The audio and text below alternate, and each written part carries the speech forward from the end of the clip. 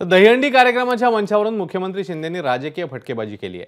आई बाबा होण्याचे स्वप्न अजून पूर्ण झाले नाहीत का? आई बाबा होण्याचे तुमचे स्वप्न पूर्ण करा अपोलो फर्टिलिटीद्वारे। मोफत सल्ल्यांसाठी कॉल करा 9953 959370। विधानसभेची हंडी आम्हीच फोडणार असा विश्वास त्यांनी व्यक्त केला। वरळीमध्ये भारतीय जनता पक्षाने अफजल खान वधाचा देखावा साकारला। त्यावर उपमुख्यमंत्री देवेंद्र फडणवीस यांनी विरोधकांना टोले लगावले। स्वराज्यावर चालून येणाऱ्यांचा आम्हीही लोकशाही मार्गाने कोथळा बाहेर काढू असं फडणवीस म्हणाले।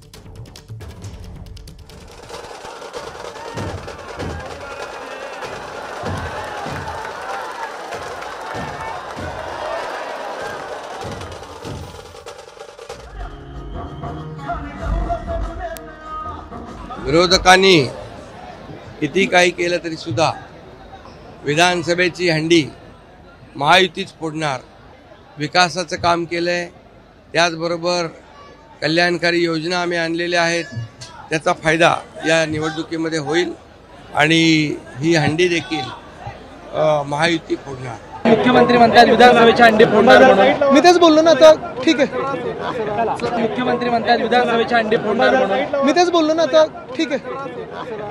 अफजल खान रूपी जो स्वराज्यावर चाल करून येईल, या देशाच्या विकासाकरता, या देशाच्या एकात्मतेच्या विरोधात जो कोणी या ठिकाणी कारवाई करेल, जो देशविरोधी कारवाई करेल, छत्रपती शिवरायांकडून प्रेरणा घेऊन त्याचा अफजल खानासारखाच कोथळा निघेल।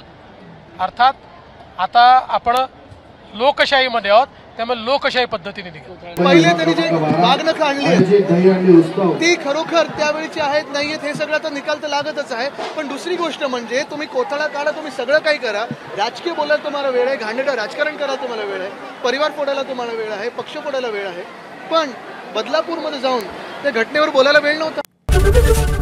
एबीपी माझा, उघडा डोळे बघा नीट।